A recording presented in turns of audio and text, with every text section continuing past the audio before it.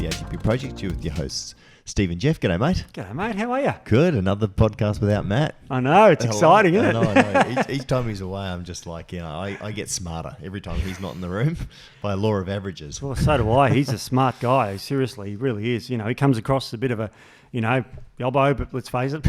But he's a smart. I've known him for 20 years. He's smart. He really is smart. So it's good, though, because then we can have a bit more of a conversation without the brains trust being in the room. But, Steve, you're no slouch yourself in the old cranium department. Well, this one is an interesting topic. Well, it affects me, actually. Well, it's great, Steve, because, some of my favourite podcasts, personally, and I appreciate we talk to, and people who listen to our podcast, there's a lot of different. You've got your professionals, you've got your PTs, you've got your naturopaths, you've got people who sell our products in stores, but you've got people who are just generally interested in health.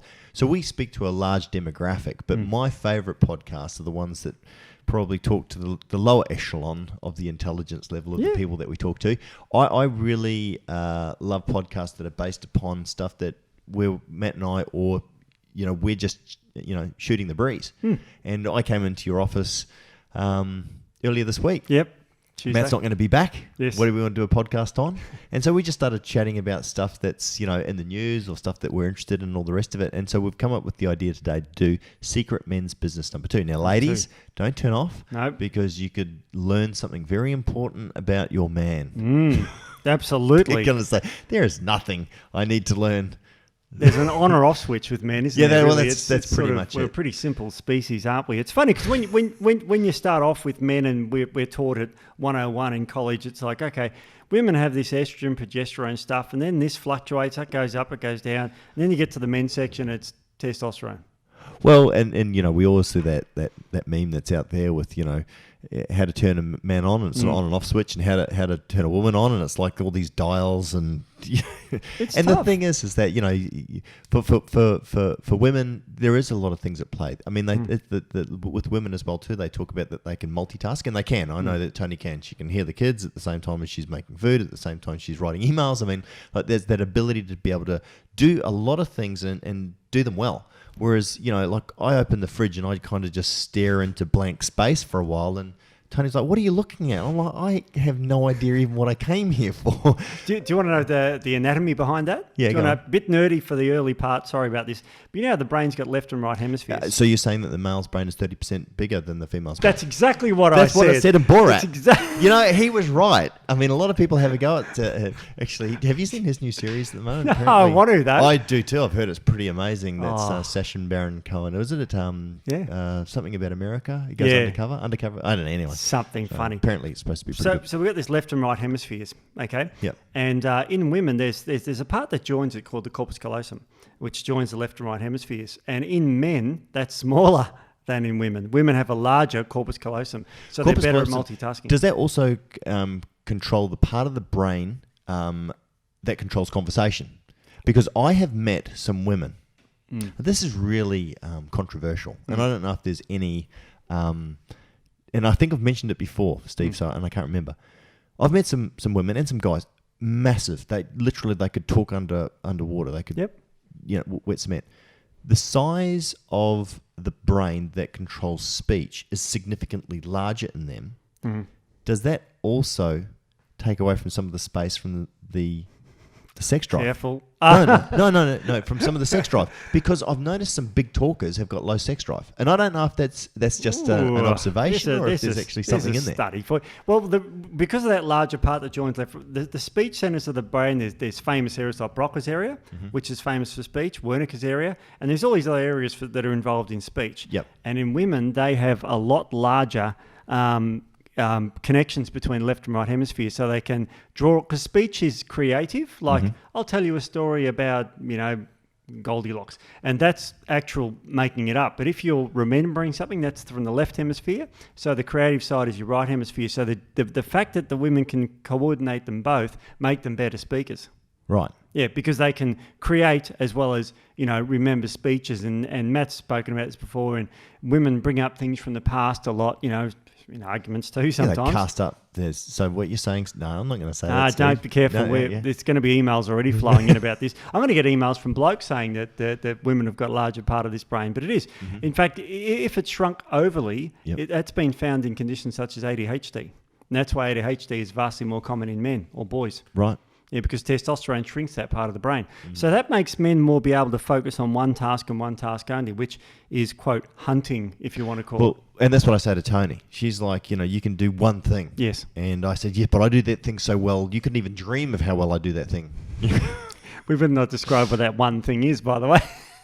Actually, there's not many things I do particularly well, Steve.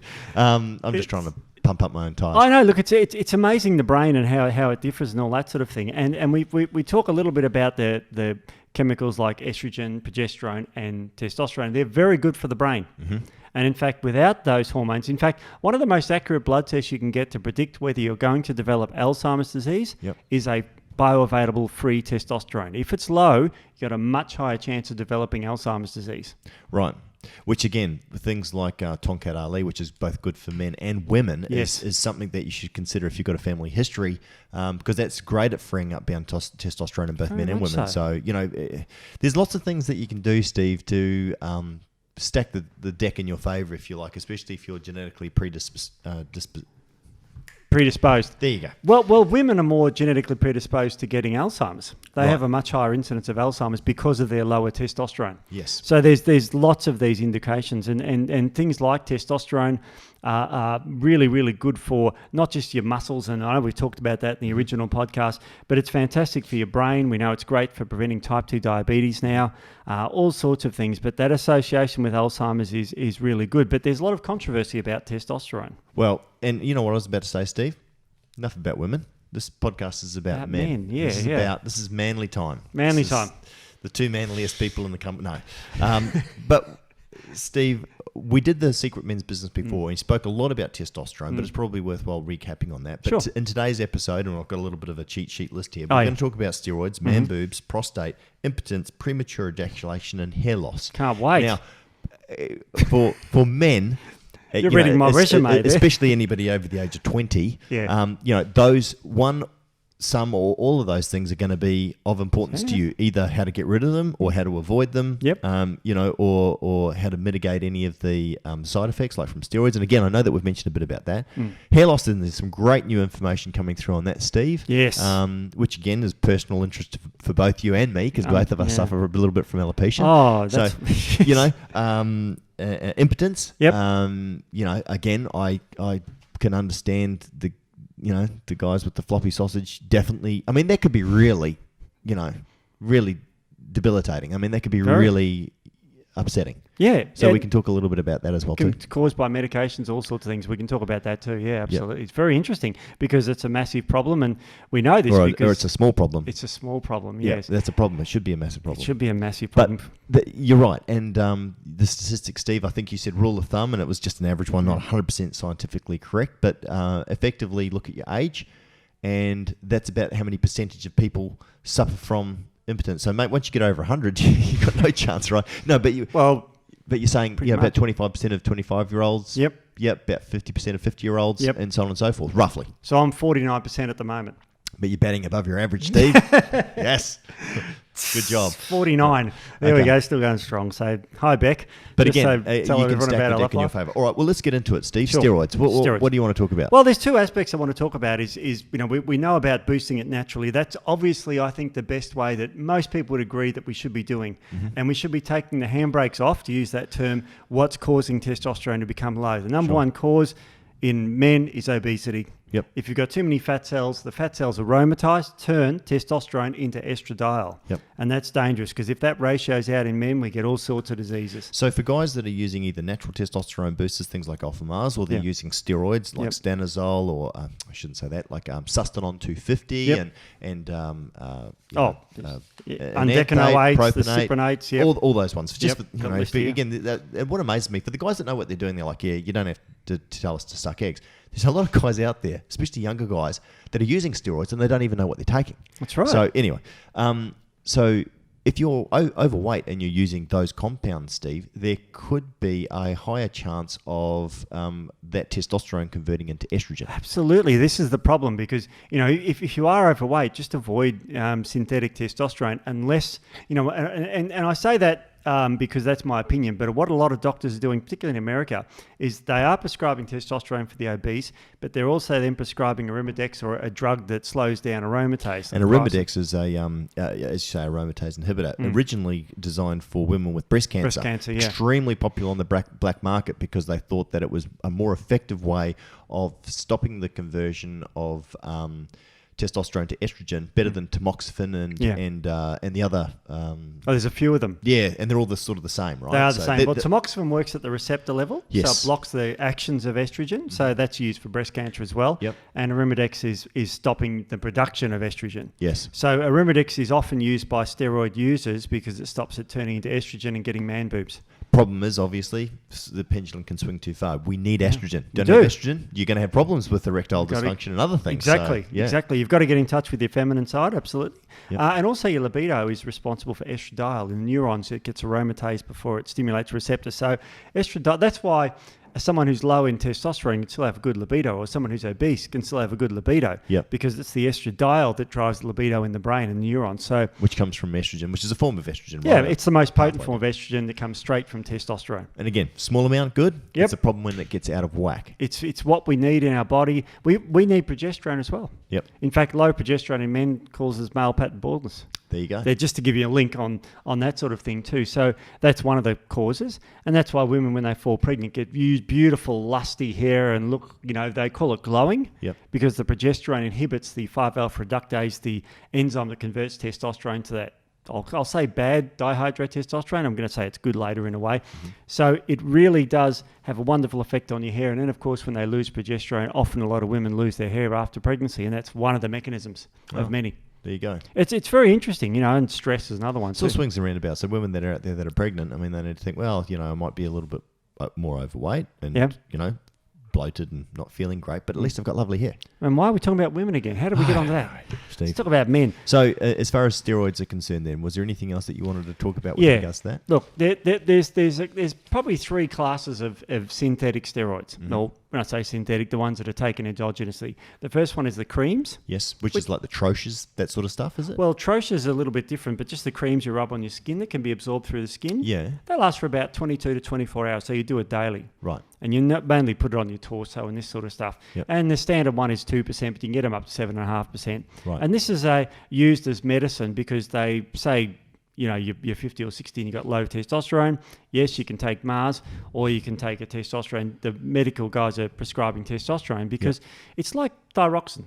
If you're low in thyroxine, they give you thyroxine. If you're low in insulin because you've got type 1 diabetes, they give you insulin. If you're low in testosterone, in America anyway, they're replacing testosterone. So it's not a weird treatment. It's like HRT for men. Sure.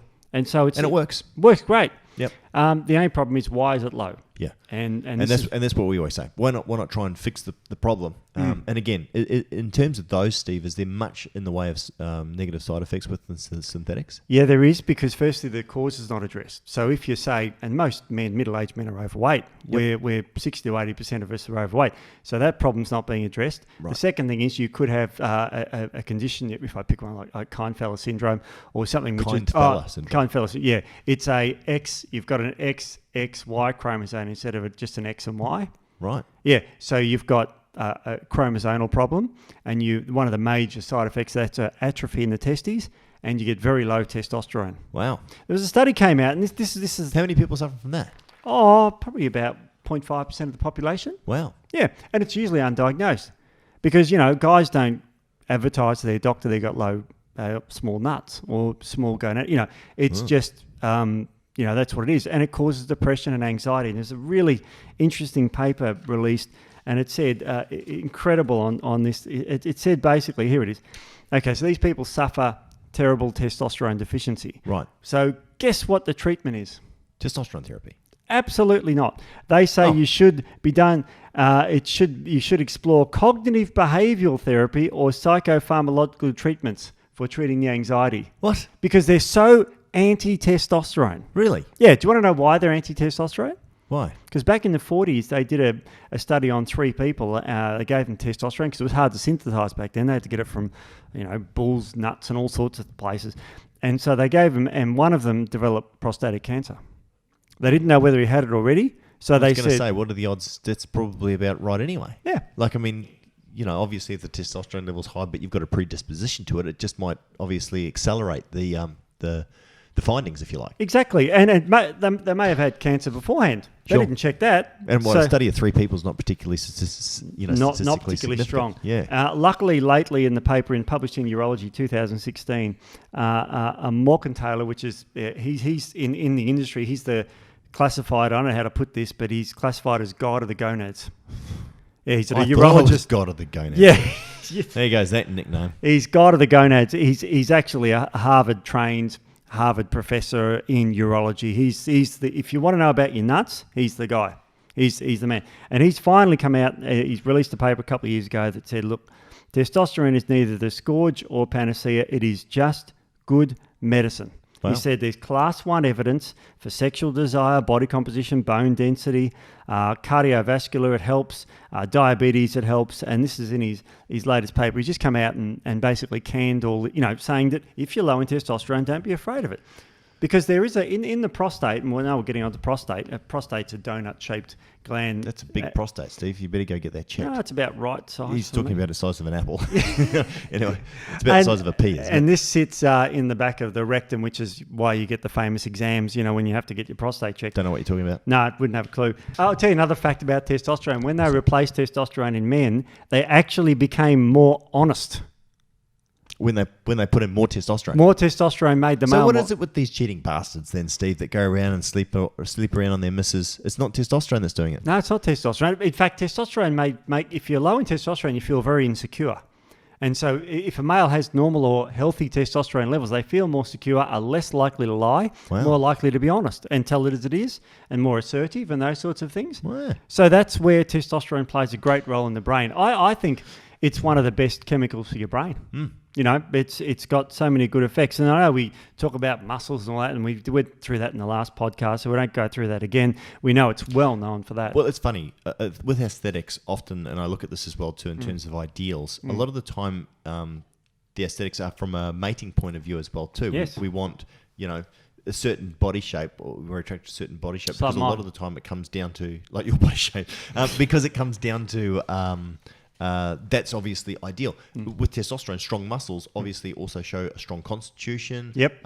Yes, you can hunt and you can kill things and all the rest of it, but also probably shows, as you say, intuitively where that person is going to be direct, they're going to be truthful, they're going to be loyal, all these other things as well too. So it's interesting. Virile. Yeah, virile. Well, of course, more children. Yeah. That sort of stuff. So It's biology. And the great thing about...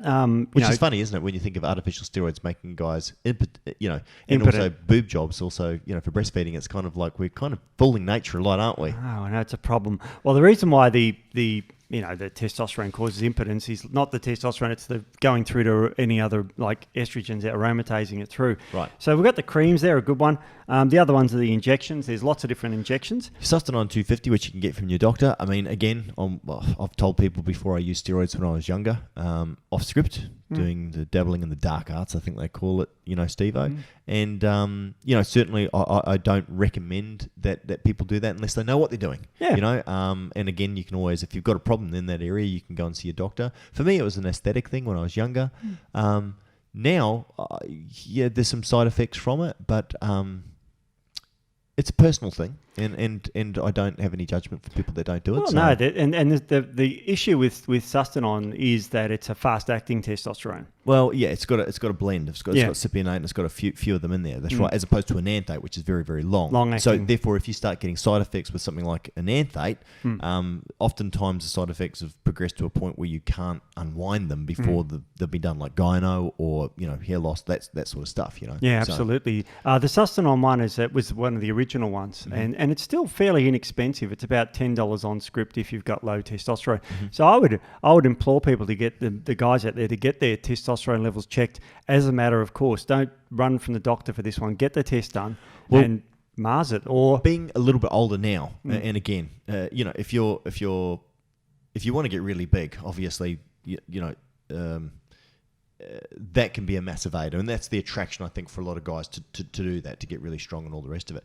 But for guys that are looking to overcome a problem where their testosterone levels are too low, Steve, as you say, lack of muscle definition, lack of drive, lack of depression, confidence, all those sorts of things, depression, then definitely look at the alternative route. Zinc being extremely important for testosterone production. And Steve, you might want to go a bit into that, but also things like Mars, which again has got unbelievable properties which help in many of these things as far as 5-alpha reductase. Certainly we've had a lot of feedback from people who have had impotence, who have been using the product, who all of a sudden they're getting morning woods again, which is fantastic, as well as good gains in the gym, but it's not going to be the same as obviously taking artificial steroids. That is to the power of 10 on your muscles, obviously what a natural product's going to do. But the great thing, Steve, and the thing that we've noticed a lot with athletes that are chemically enhanced, and other people, and is the feedback is that the benefits that they get on the other synthetics, whether it be troches or creams or injectables, is that they have less conversion to estrogen. That it actually keeps more of the testosterone active. So effectively, they either get more bang for their buck, or they can use less to get the same results, but with less of the side effects. And that's a really cool thing about Mars specifically, is it shapes the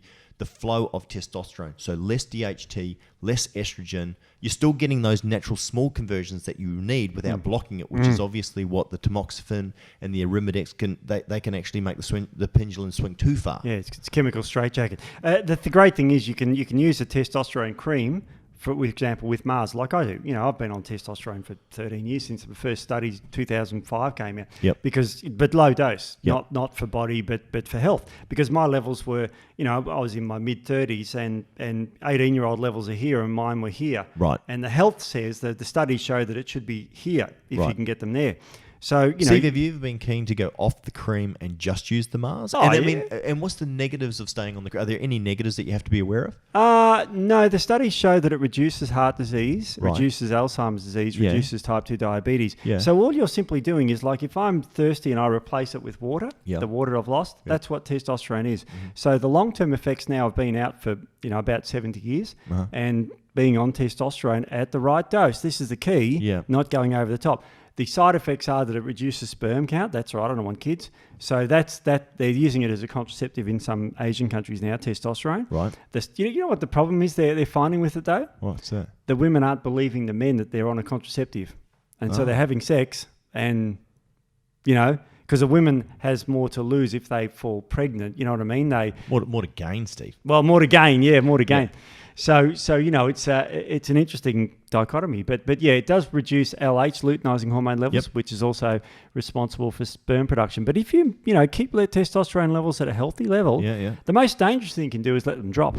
Yeah, I've thought about just doing Mars and seeing what happens. That would be really interesting. Well, it would be interesting. You know what, Steve? Maybe going to see Dr. Doug, get your bloods done, have a look at where your levels are, and then go off it for maybe a couple of months and see what happens. Check it out. That'd be good. It'd be interesting, Steve. Experiment. I know. So, and before you were saying in terms of obviously this testosterone therapy, so that's for the XXY. Oh yeah, that's Klinefelter syndrome. Yep. Is there such a thing? Because I have a feeling I might be XYY. Shut up. Which is more manly than most men. That's manly. Look, just for those who don't know, there's sex chromosomes in the body, X and Y, okay? And if you've got XS, you're a woman. If you've got XY, you're a man, okay? Unless you've got a disorder like this one where you've got XXY. If you've got a XYY, which I'm just thinking that's a form of Downs or something. I'm just trying to remember. No, it isn't, is it? Maybe I'm just YY. You just So you've got, because you get one chromosome from your mum, one from your dad. Yep. So your dad determines your sex. If he gives you his Y, you're a man. If he gives you your X, then you become a girl. Right. That's how sexes work, just for biology 101. Right. So couldn't you have two Ys? That's super manly. Yeah. Superb. Should get you tested for that. I should. I think it's actually evident for everyone to see. Well, so obviously the size of your calves are insane. Shut up, Steve. Let's not talk about that. So as far as steroids is concerned, then, is there anything else that you want to mention on steroids?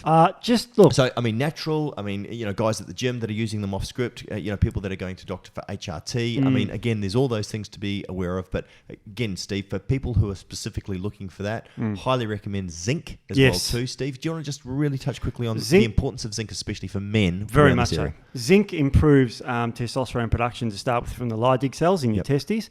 I won't do that when I do testes on camera. Sorry. Yep. For And- yourself. And it for all, me. yeah. Yep.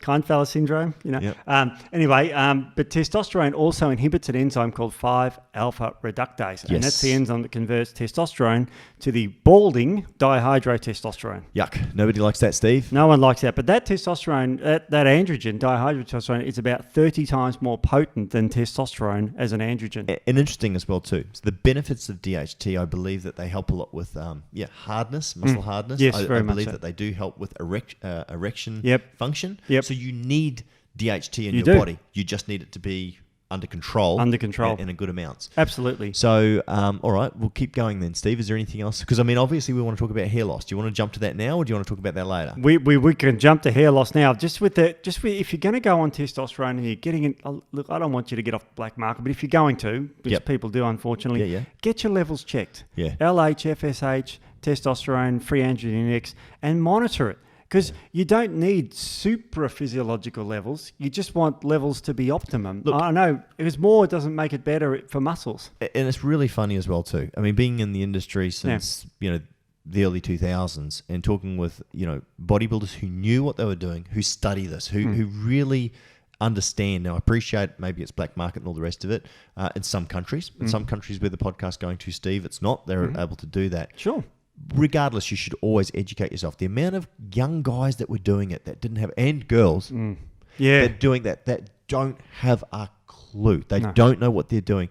And the long-term negative side effects, especially for the younger guys, to get yourself into a situation where you could potentially make yourself sterile. And I've seen this happen before. And all of a sudden, 10, 15 years down the track, you've got a bit of a wiser head on your shoulders and you're now married and you're wanting to have kids and you can't. Like, just be very, very, Very scary. aware. I always say question everything. And I also believe in personal choice, Steve. Yeah. People have the right to choose the life that they want, even if they're choosing things that may be not good for them. Of course.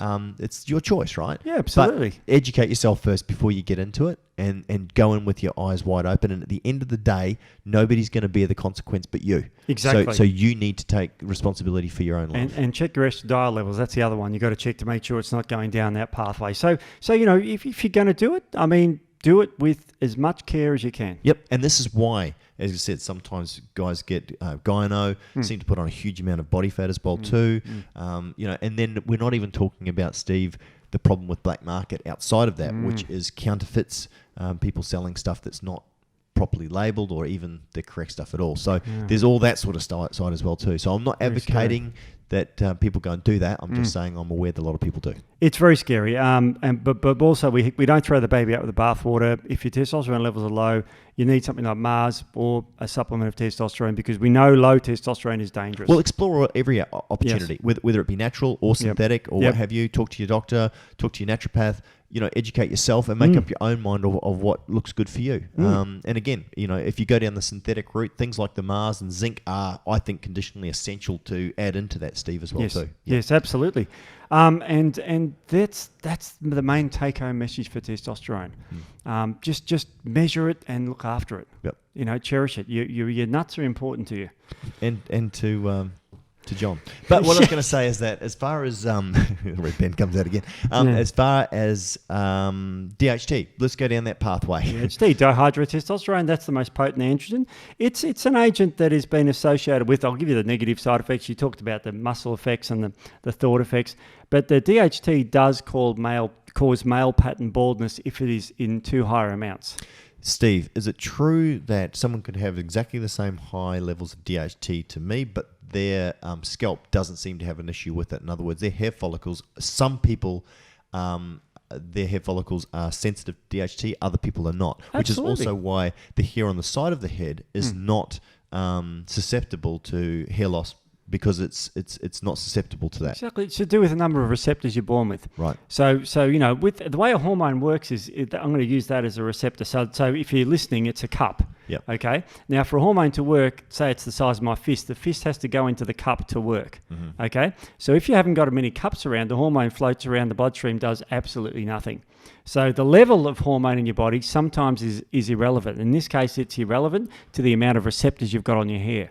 And this is where you can treat, you can downregulate receptor sensitivity in your hair with drugs like minoxidil, which is a topical thing you can get from the pharmacy. That works. It also opens up potassium channel things to help with the hair follicles. And there's other drugs like finasteride, which is a classic 5-alpha reductase inhibitor that stops you producing and that's DHT. something you take orally. I think other names are Premature. Premature, and there's also now combinations of topical ones. Is topical finasteride, and then they're also doing a finasteride minoxidil topical solution as well too. Cool. So what the theory is behind that, and I believe it's true, is that when you put it on through the scalp, it gets directly into the area that's affected by the DHT, with less of it getting into your bloodstream. Because the problem with Prostate and Premature and those sorts of oral medications is that they can have a significant effect on the gonads. And a lot of guys say, not all people, but some people say that because the levels of DHT drop so low,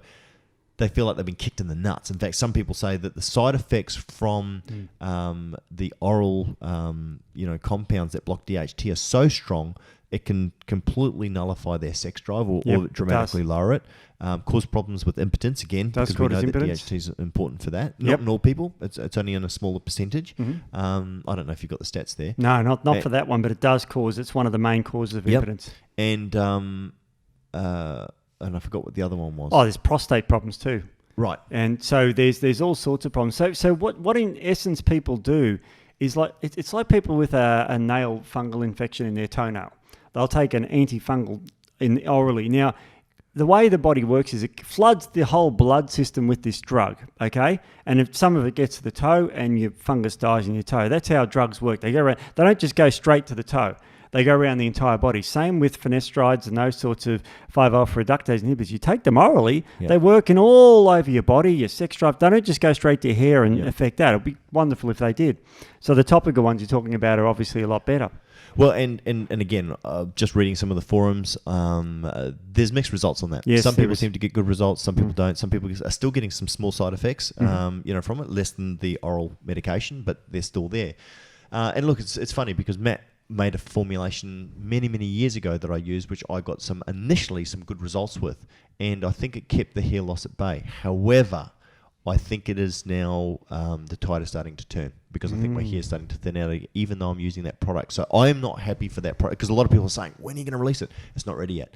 And we've given it to some people. Some people have got good results, some people haven't. So I think and by the way, that was Matt's first crack at it. And it's been a low priority, because obviously we've been trying to save the world, not just save people's hair, which is frustrating for me and you, Steve. Yeah, but I know. and things like the zinc and the Mars, I definitely think my hair got worse when I wasn't using it, because obviously the alpha-5 reductase effect of that, I think, is so powerful. There was a period last year, towards the second half of last year, where I actually went off them for, I think it was a good 2-3 months, and I definitely noticed a thinning during that period, a significant one. What's interesting, by the way, with a lot of the other finasteride and minoxidil and Premature and all the rest of it, those products, typically to maintain the benefits, you have to stay on them as well forever, because it's one of those things that it's a bit of a battle. And again, some people are going to get good results, so if you're looking for it, that's definitely one thing to consider. Yeah, the finasterides and the Prematures are S4 drugs. They have to be prescription only. Yep. They got a long-acting half-life, Yep. and there was a study coming out showing that it does cause impotence. So if that's enough to turn you off, you want good hair or you want good function downstairs. I mean, it's most people would choose the function. I would. Yeah, so would I. Shit about my hair compared to that, Well, you're not going to be a team model, Steve. No, well, But of course, like everybody, we want the impossible dream. We want both, and also the amount of guys that I've seen come in that are using high amounts of, those compounds, the oral ones. Gynecomastia seems to happen a lot. It's fat in the breast for people who don't know. Yeah, absolutely. Yep. And that's scary, because you're blocking an androgen. Your body's making it for a reason. It's not. There's no bad chemicals in the body. Even inflammation is healing and good. So, I refuse to accept the fact, Steve, that we can't find natural ways to do it. I mean, I've looked at everything from azalea. Looks very, very interesting. Steve, what's azalea do?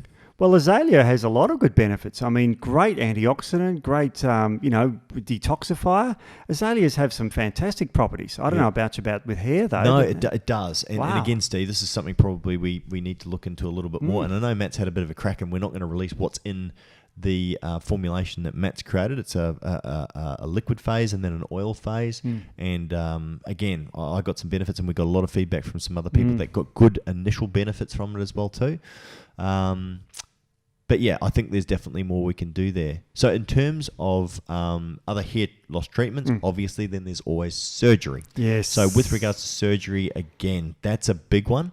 And the technology now is pretty impressive. The thing is with surgery though, is that let's say for example you go for a bald spot at the back or hair loss at the front. If you continue to lose hair, you can obviously cover it up for a period. The new hair that they take from the sides, which is resistant to DHT, which means that it's not going to fall out, will stay there. But the hair around it that may be susceptible will continue to fall out, which is typically why they recommend in concert with hair loss surgery that you incorporate the finasteride or the Premature or the minoxidil or all the rest of it. You probably could have surgery so long as you get really good levels of zinc and other alpha-5 reductase. That could also be beneficial. Laser therapy is also shown to have some benefits as well too, with no negative side effects. The results are maybe not as strong as people would like, but there is some definite benefits there. The other thing is plasma-rich therapy as well too, which is where they take the plasmas and they inject it. Very controversial. There seems to be some good research and some not so good research there. And again, this is the interesting thing about this. Everybody is individual, so you need to go and see someone, a hair loss technician who really knows what they're talking about. It's really tricky. First thing, get your base nutrition up. I think that's critical, especially, again, zinc, really important, but also all your other cofactors and vitamins and minerals as well too. I'll throw a bit some biochemistry out there. Let's say you're a big stress head, okay? Stress makes you lose hair. Yeah, well, Steve, the end of last year, probably one of the most stressful times for me. A lot of work issues, and again, I definitely, and again at the same time it was a double whammy because I also took out some of the zinc and the Mars as well too. Well, you got to remember, stress is made. Stress increases cortisol. Yep. And cortisol is made in the body from progesterone. Okay. So progesterone is a 5-alpha reductase inhibitor. Right. Okay, so if you're following this, it means if you're making more cortisol, your progesterone levels go down. If your progesterone levels go down, your 5-alpha reductase enzyme goes up. So therefore, your dihydrotestosterone goes up and you become balder. So quarter X could actually be... That's what I'm getting at. So if you're going through a stressful period and that's the cause of your hair loss, then it could be a quarter X treatment just to preserve the progesterone. Now, if you're a woman, we've got a product called Alpha Venus, which boosts progesterone via its dopaminergic pathway. So that's a really good way to help the hair growth in women because women get hair loss too. Does Alpha Venus with the Vitex, does that improve progesterone in men? Yes, it does. Okay. Yeah, via dopamine. There's drugs that can increase dopamine levels in the brain, which is famous from a movie with Robin Williams in it from 80-something with Robin Williams. It was called Awakenings, if everyone remembers that movie. I do. Yeah, where people were in statues, and Robin Williams was a biochemist, and this is going back in the 60s, and they discovered a drug called levodopa, or L-dopa. And levodopa is found in beans, by the way, and that is the building block to dopamine. But nobody was brave enough to give levodopa to patients, and he gave some, did nothing, eventually ramped up the dose to the point where these people became from statues to becoming awake again because they had dopamine in their brain. Wow. Yeah, so it's an interesting story. It's called Awakenings, and it had Robin Williams and the other famous actor. I should have looked this up before I got on the podcast. Forgotten his name. Real famous dude. Yep. He just said F Trump the other day in a big award ceremony, so he's still around. Oh. Yeah, I've forgotten his name now. Famous actor. Probably more famous than Robin Williams. Steve, you're killing me now. Oh, I know. Are you talking about Robert De Niro? Yeah, Robert De Niro. Oh, right, because I remember he said F Trump the other day. Yeah, and then he was in it too. There's a long line of people saying F Trump. Yeah, that's another story. By the way, Trump takes Propecia. I heard that. Yeah. I heard that. Mind you, he's got a pretty awesome comb over there as well too. Look, when I go really bald, I'm going to start here and just get a comb over and go all Steve, that. Shave it.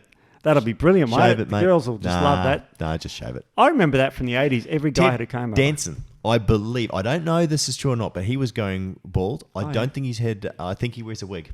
I'm almost positive he wears it, and it looks bloody awesome.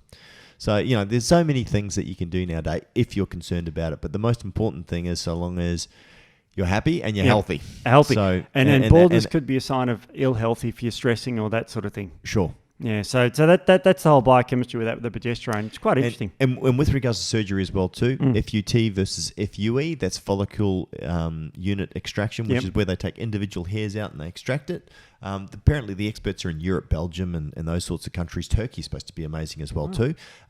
Most in the US and Australia around that use FUT, which is where they take a strip from the back of your head. Right. And then they suture that up. So they actually take a strip out and they close it up. That's easier. You can get a lot more hair done that way. You can get a lot more grafts done. FUE is a lot more expensive and takes a lot more time and you need a lot more sessions. So again, there's pros and cons, to all these sorts of things. And if you're going to do it or if you've done it right, and let us know your experiences, because again, a lot of guys are worried or concerned.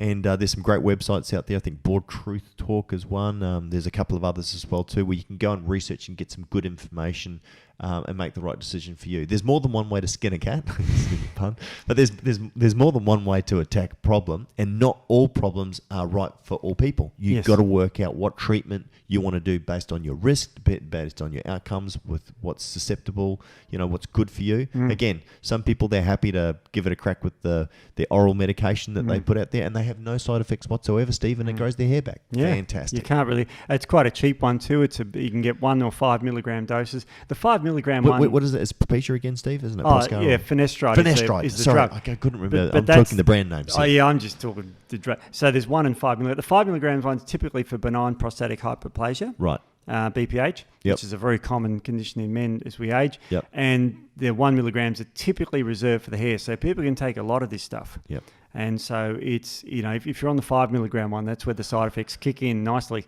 And look, as far as ATP is concerned, it's something, again, it's been a sort of a mini pet project. We're going to have to put some pressure on Matt to get his thinking cap on. He's stressed out, the poor bastard. Well, we've the got list of product pipeline that he's got, and this keeps getting pushed further and further, and he's done nothing with it for years. I know. But I am confident, Steve, that we can find a way to eradicate baldness. I know, but I'm going bald in the meantime. Waiting. I know.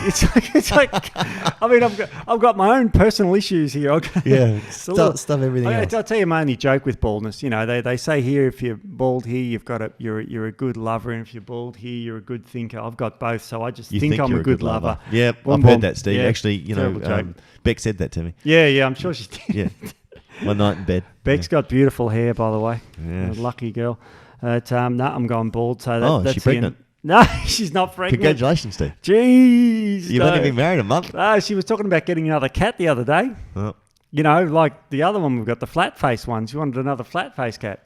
It's like, that's better than a child. Go for a cat. Go for a cat, yeah. You know what you can do with cats that you can't do with children, Steve? What's that? A lot, mate. Seriously, you don't qualify to have a bloody cat. You don't qualify to have a child. Absolutely. Anyway, so I reckon there's some really cool stuff that Matt's got that you can probably research and find, because we were talking about saw palmetto. Yep. Palmetto, however you want to pronounce it. There's a big trial underway for that now. And what's interesting with that is that we know that it's fantastic for prostate. We know that it has an effect on it. But from everything that I researched and I looked at, Steve, there was very little evidence that suggested that saw palmetto was any good at halting or reversing hair loss. And you said to me, because it came down to a different form of alpha-5 reductase, to which you said that there was 2 types. Yeah, 2 days ago I said there was 2 types. And? There's 3 types. So can you talk about that? Sure. There's 5-alpha reductase 1, 5-alpha reductase 2, 5-alpha reductase 3. Finasteride works on 1. Yep. Saw palmetto works on 2. Right. And 3 is new and they don't know what it really does. Oh. Yeah. So there's this kind of like, they think it's something to do with hair as well. Right. So there's more to this story and it unfolds. So because it works on a different thing, it's very specific for the prostate, which is great. Saw palmetto is a classic prostate herb. So again, if you're older, you've got a history of BPH, prostate's issues, and if you go and see the doctor and he says that's more of a marble as opposed to a pea, getting onto a good quality source of saw palmetto is obviously a good idea with zinc. And there's probably some other things you can take as well too. I'd take Mars actually. It's a good one for the prostate. Yeah, I love it. But remember, the prostate is a donut shaped organ where the urethra goes through. Yep. So if that enlarges, it constricts the bladder, so you can't empty your bladder. So you're up peeing all night, and that's the mechanism. And the flow is not consistent too. Is that right, Steve? It's squeezed off. You hear these older guys and they go to the toilet and it's like, going for a while, and then all of a sudden it stops, and then it goes again, and then it stops, and then it goes again. Isn't that horrendous? Yeah, yeah. And then they dribble all over the inside of their pants, the poor bastards. Absolutely. And then they go to bed and they have to get up and pee again because they didn't empty their bladder last time. Completely. So right, because it's almost working like a valve. A valve, yeah, and because it's a donut shaped and the urethra goes through, the pee tube goes through, it just squeezes it off. Yeah. So can you reduce once it's enlarged, Steve? You should be able to reduce it without having to resort to chemotherapy and that sort of stuff. Yeah. Well, chemo is reserved. Well, radiation is reserved for the cancer of the prostate, but the BPH is benign prostatic hyperplasia. So which means can you reverse that? Yes. How? There's drugs like Premature, but there's the main thing is saw palmetto. Yep. That's the classic herb for it. Africanum pygeum, which is a fantastic herb for reducing that. Yeah, I've heard of that before. Yeah, it's a goodie. What else is that used for? Oh, that's all it's really used Is for. it? Yeah, it's famous for that. Okay. And it was so famous for it went on the endangered species. Really? Yeah. Well, because people started harvesting it all over the place. You got to remember, there's a lot of old guys around. You know, we should get some. So we're not spring chickens anymore, Steve-o. Yeah. I mean, this is man's herb stuff. This is what we need. You know, like the Mars is really just a male herbal concoction of wonderful stuff for men. Yeah. You know, those other two herbs are fantastic as well. Huh.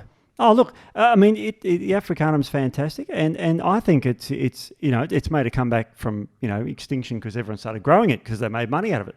So you can get it now. Yeah, it's like anything though.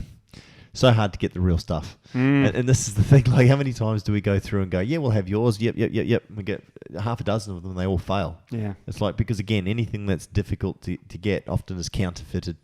And in Australia, unfortunately, that's the problem as well. And in the States as well, is that you only need a paper audit and it's not actually, you don't always get what you pay for. Well, Matt's told that story a number of times. It horrified me when I first heard it because, you tend to trust companies when you buy it. Like as a naturopath, when I was giving out herbs left, right and centre, it was like I didn't think of that as being counterfeited. It was just that was the herb. That seemed to work, but I wonder how many were counterfeited, especially the expensive ones. Yeah. The Korean ginseng. I mean, Matt said there was about 16 that we went through here before we found the right that was an actual herb or something. There was so many failures of that. Yeah, it's terrible. Oh, it's disgusting. So anything else on that, Steve? No, that's the main thing with that. Just remember also get your PSA checked while you're getting your testosterone checked, guys. PSA is prostatic specific antigen. It's a blood test, so you don't have to get the John test. Yep. And that's a simple blood test that it should be below 5 or below 1, frankly, if you really want to be healthy. And it just measures for prostatic cancer, which is the biggest cancer in men. Right. Let's talk about your other problem. Oh, impotence? Yes. Oh, okay, because they've got so many. It's just hard to pick which one. Yeah. Impotence is... This is your smallest problem. Yeah. There are 4 main causes of impotence. Okay, so the 4 that have been published in the literature, you're going to love this, is lack of physical activity, right? Smoking, obesity, and a healthy diet, an unhealthy diet. Oh, I was going to say a healthy diet. Healthy diet, yeah. So smoking, let's just start with that. That's bad for you in all sorts of ways, but it damages the inside of your arteries called the endothelium, which is in your penis as well as your heart. So it gives you heart disease as well as penile stuff. And we're not talking about heart today, so it stuffs your penis up. So when you get aroused or you try to get aroused, the nitrous oxide that releases to dilate the blood vessels to let more blood in. And the way an erection works is the blood goes in and the veins that return the blood to the body get squeezed off because the artery increases and therefore it fills up with blood. Right. But that initial dilation doesn't occur if you're smoking. Right. And if you've got a bad diet like takeaway, I won't mention names, then that damages the nitrous oxide as well. Well, let's clarify bad diet. Anything where you're not getting your micronutrients and your other compounds that you typically get in lots of fresh fruit, vegetables, meats, that sort of stuff. High in trans fats, all those terrible things. They're actually quite bad. So you can't get that. Now, obesity is different because obesity stuffs your erection because of the testosterone, lower testosterone. Right. Because testosterone is required for stimulation and it's required for nitrous oxide release. Right. In fact, in hospitals in America, they're giving people who are having a heart disease, have you heard of giving someone nitro? Yes. Nitroglycerin. Well, that increases nitrous oxide in the artery. So you get vasodilation and your heart can open up and get blood. That's how it works. Wow. The nitrous oxide they give in hospitals does that to hearts. But there is testosterone given to men in America, and that causes nitrous oxide dilation, which is just as effective. Wow. So that's how good testosterone is for your blood vessels. Wow, that's cool. So you can take nitrous. And then, of course, you get lack of physical activity, which causes atherosclerosis, the hardening arteries. Yes. And the hardening arteries means you just can't dilate your arteries. Right. And, people worry about their penis more than their heart. You've got to remember, guys are pretty insecure about that sort of thing. So the first time they present to a doctor is, "Oh, doc, I'm impotent." And so the doctor goes, "Well, we better check your heart," or "No, we write you a script for Viagra." Well, Levitra. Steve, tell me the story on Viagra, because you told me It's this the other great. day and I didn't know it. So, Viagra. Everybody knows the little blue pill now. Absolutely famous. I mean, $2 billion industry. And it happened pretty much by accident. It did happen by accident. There's they were looking for drugs to reduce blood pressure, which is a major health issue. As you know, it causes lots of death. And so they developed a drug called Viagra. Now, the way Viagra works, and they didn't call it Viagra, just a chemical name, and what it does is it inhibits the breakdown of that nitrous oxide stuff, So there's a little bit there, and it stops the breakdown of it, so you end up with more of it. And the enzyme that breaks it down are the phosphodiesterase enzymes, and there's 11 of them, okay? And they're all over the body. This drug was found in the antihypertensive trials to be completely useless, didn't reduce blood pressure. So they said, "Oh, well, get all the drugs back." So they recalled all the drugs. That didn't cause any side effects or anything. And they got all the placebos back, but didn't get all the actives because it was a middle-aged male study. Right. And they said, "Well, seems to be helping me with my, at night," because it was a PDE5 inhibitor. Named your penis? Doesn't everybody? I've known it for 49 years. How do you spell? Oh, T-I-N-Y. Yeah. Does she whistle to it? Beck screws the face up. Is that it? Beck. Oh, like no. Beck. No, this is going. She listens to this stuff, Oh, don't worry. Oh, we discuss it all the time. Absolutely. So this PDE5 is not found in your blood vessel, but it's found in your penis and your eyes. And so, it helped in that department and didn't help anywhere else. Right. So one of the side effects of Viagra is bad eyes. Right. Jeff, who's wearing glasses. Yes. One of the side effects of Viagra. Yeah. So if I take Viagra, my eyesight will get better. Get worse. Oh, it gets worse. Yeah, because it causes blood issues. But well, we'll never see eye to eye on that. Yeah, actually, that's what John said. I know, and then he proved me wrong. I know, and then he said it makes you cockeyed. Actually, is what he said. Red pen. That's a good one. Here comes a red pen again. Yeah. So Viagra works in that area, and so in 1998, it was the biggest selling drug in the world. Wow. That's how insecure are men about their. They didn't give a shit about their heart disease. No. They just gave a shit about their penis. Yeah, well, I can understand that. Yeah. So since then, it inhibits other phosphodiesterase like PD1, which is found in your brain. So one of the side effects of Viagra is you get massive headaches with it, which turns you off the whole sex thing. Sure. Because it causes vasodilation. Right. And it causes nasal congestion, which is a bad side effect too. Oh. So because you got PD1 in the head. So there's a newer drug. There's been two newer drugs since Viagra. One's called Levitra, which is more specific for the PDE5.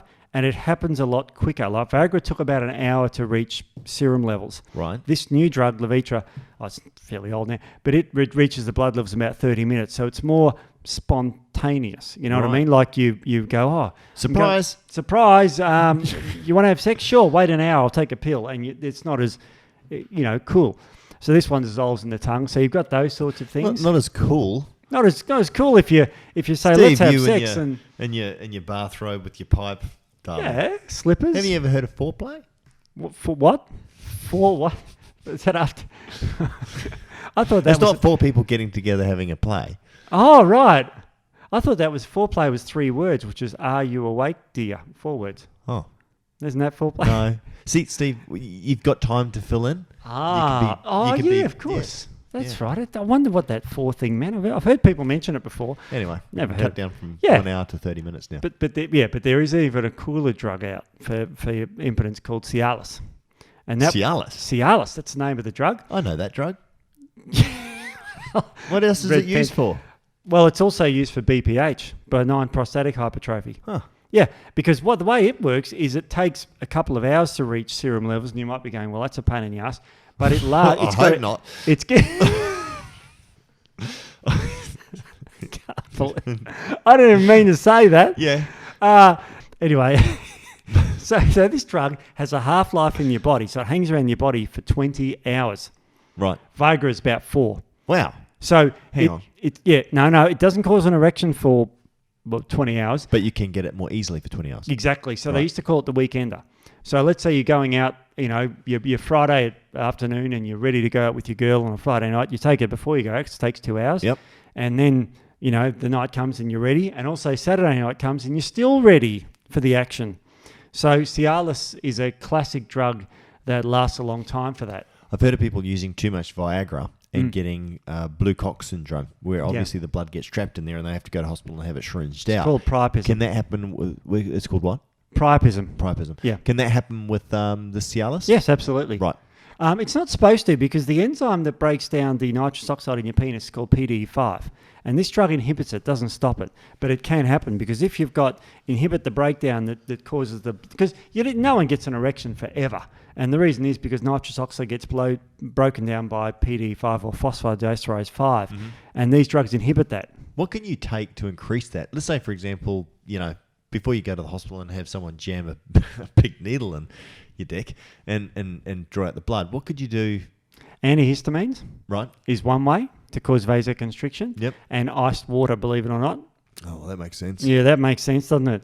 So that's what that. But the other thing is, because remember, if you've got an erection, the blood's going in but not really flowing out, so there's lack of circulation. It's all right if you're going to have sex for, what's the average time? 30 seconds? Yeah. Yep. So that's the. I didn't get the pen for that one. Yeah, no. So it doesn't matter. For that Yeah. short amount of time, it doesn't make any difference. So, but for hours, problematic. Yeah. It is problematic. So the treatment for that is a needle in the corpus, in the penis, basically, and you draw the blood out. Before these drugs came out, the Corpus Christi, were you going to say? Well, I was going to give you the medical part of the What is penis. The corpus villosum, I can't remember now. Corpus velociraptor. Yeah, something like that. Jeez. And you get That's a a good needle in name there for it. and they drain the blood out, which is something you always try and avoid. Out, here comes the velociraptor. Velociraptors, I love them. So there's the drugs for it anyway. But the thing that narks me about those drugs is people will go for them straight away without finding out what the cause is. Right. Have they got low testosterone? Have they got, are they obese? Are they smokers? No, who gives a shit? Just give me the blue pill for my nuts and that'll be happy. Right. Yeah, and that's wrong. I mean, so, not a fan of those sorts of things. Mm. The other benefit for taking these drugs is it reduces premature ejaculation. Well, Steve, another favourite topic of yours. Yeah, another one. So what is the deal with premature ejaculation? Does it just happen to teenagers that are too worked up? Well, yeah, it does. That if you're overly worked up. And when you're overly worked up, your level of serotonin in your brain drops. Right. So you become less relaxed for the event, and the event happens too soon. Right. That's the biochemistry. So the main treatment for these things that increase serotonin in the brain, particularly monoamine oxidase inhibitors, Yep. and selective serotonin reuptake inhibitors. So make me into a chemical sex god, Steve. Well, Prozac helps, but if you overdo Prozac, it causes impotence because serotonin stops erection. So you've got to get the balance right between your little blue pill and your little white pill. Yes, pretty much. Right. So that's the problem with those antidepressants. They do cause impotence. Can you do it naturally? Yes. I mean, of course. I mean, we've spoken a lot about the blue pills and all the rest of it for increasing, but we've mentioned before Mars and zinc, fantastic.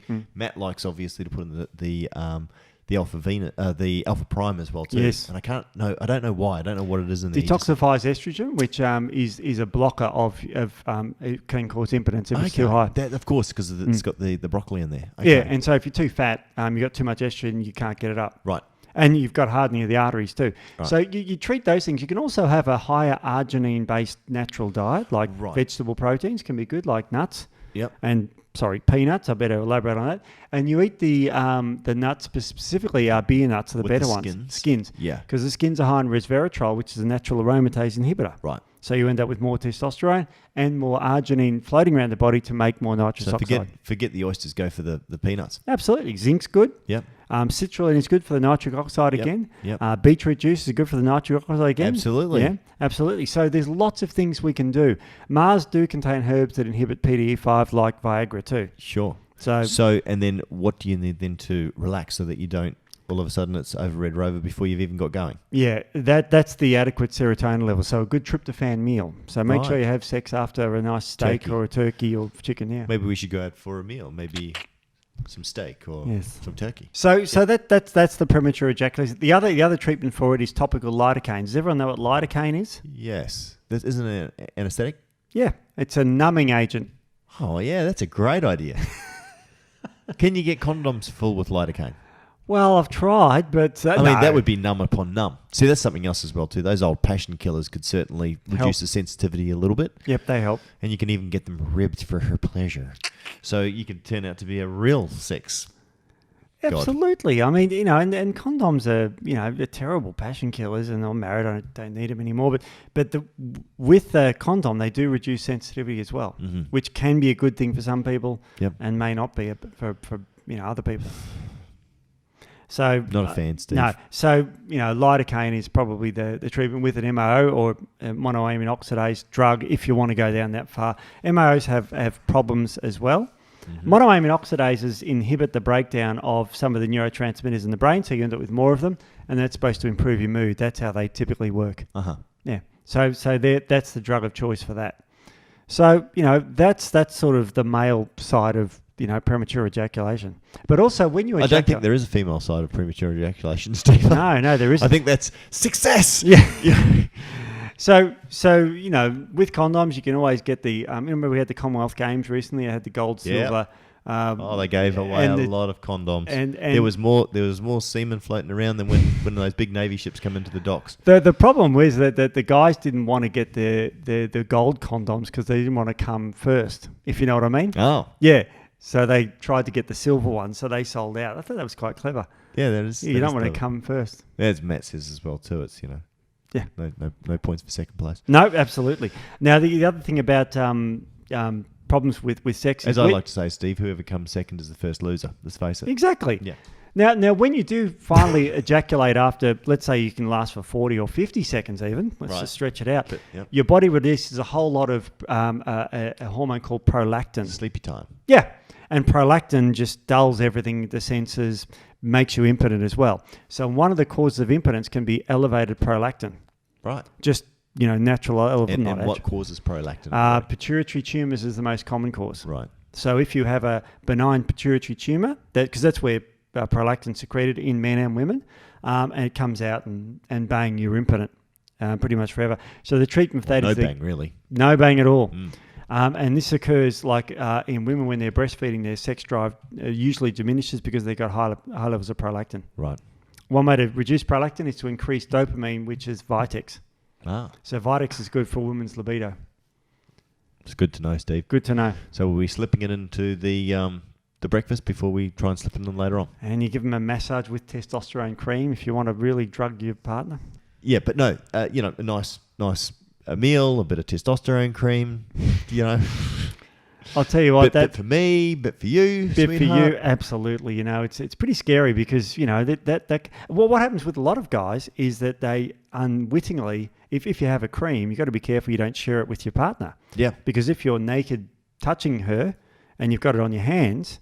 And remember, women... This sounds so seedy when you say it. Well, let's say you're in the morning and you go all over your body and you got this cream on your hand. Okay, for people on the podcast, he's rubbing it onto I'm rubbing it all over my breasts. No, you're actually supposed to use it on your abdomen. On your tummy, yeah. And your thighs. Right. But basically, if you... Steckles. Yeah, and if you give some of that to a woman, they can't handle much testosterone, so it can have a real bad effect on them. Now they can get gynecomastia, not gynecomastia, but they can get hirsutism, which is hairy, and that sort of thing, and cysts on their ovaries and all sorts of things. So problematic. So be careful of that. Right. Can we talk about prostate cancer quickly? Yes. Yes, we've got kind time. of backtracking a bit. Yep. No, this is cancer. There was a new study released basically finding again that whole milk consumption is carcinogenic. Whole milk. Milk.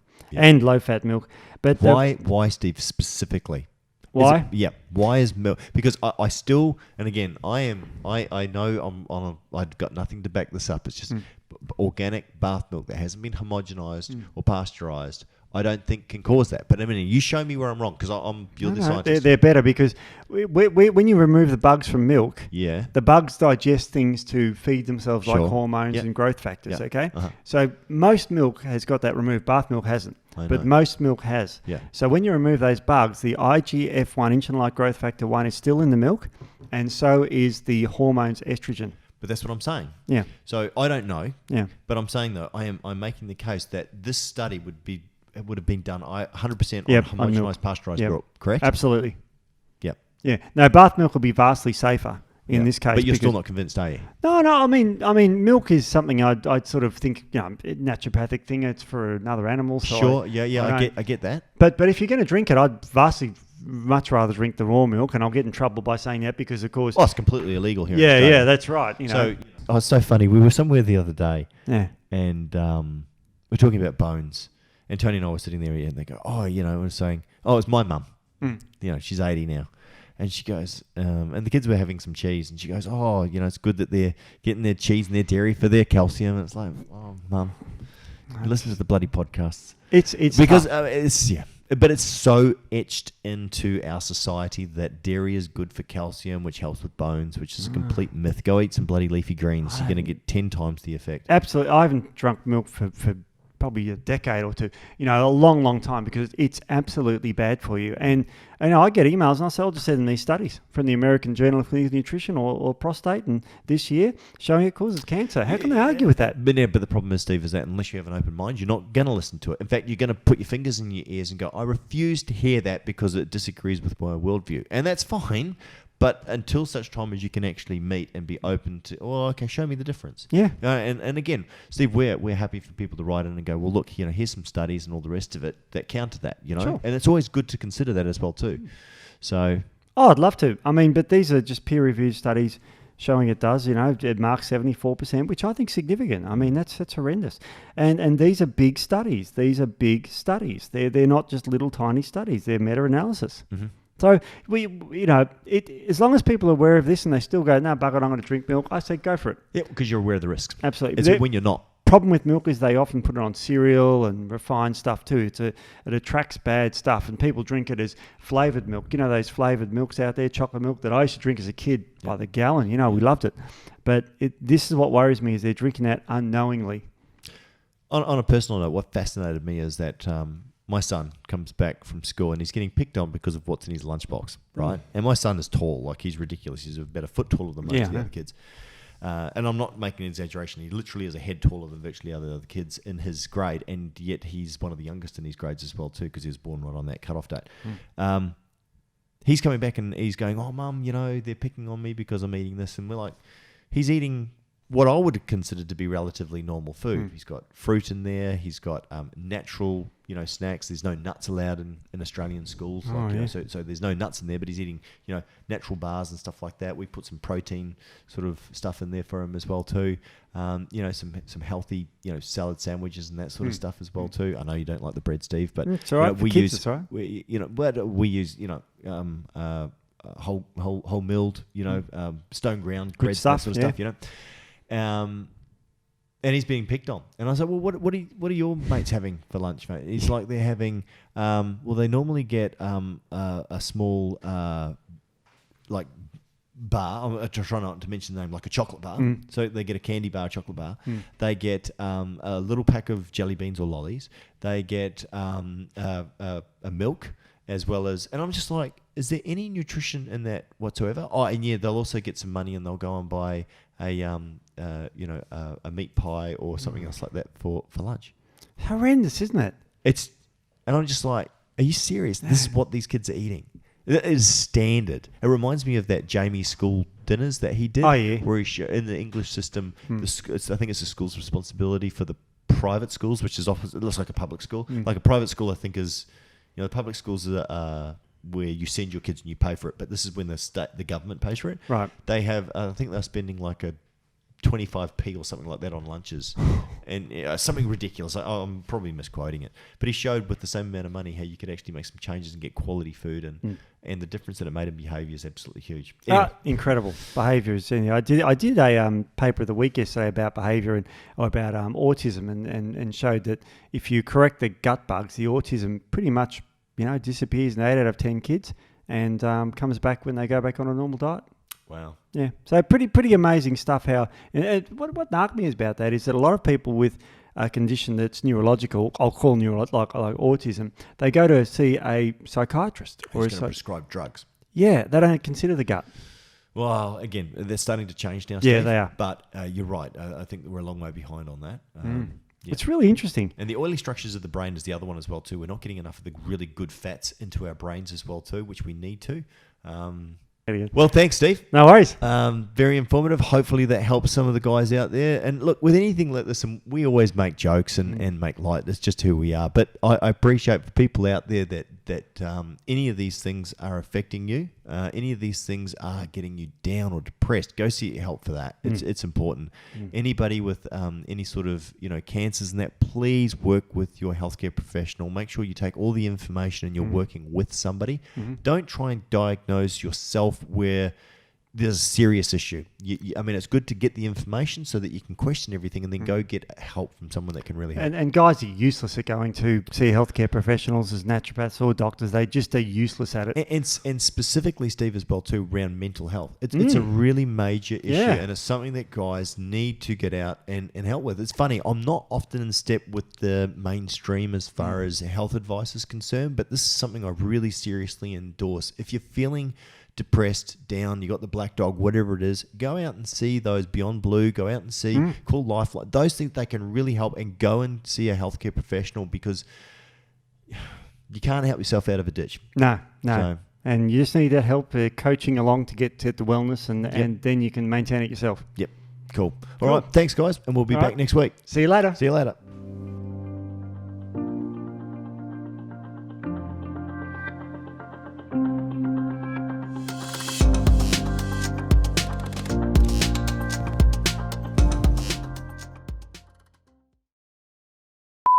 Yeah. Red pen again. Geez. Yeah, red pen everywhere. Geez. But yes, that's it. I'll get the red pen out for that one. he's already got the red pen out. All right. Red pen. Got that again. Red pen. Just keeps on. Yeah, this is going to be a few red penners. Yeah. So there's red pen all over this. There's red pen everywhere. Quick, turn the page for that one. Cut that out. You make sure you cut that out.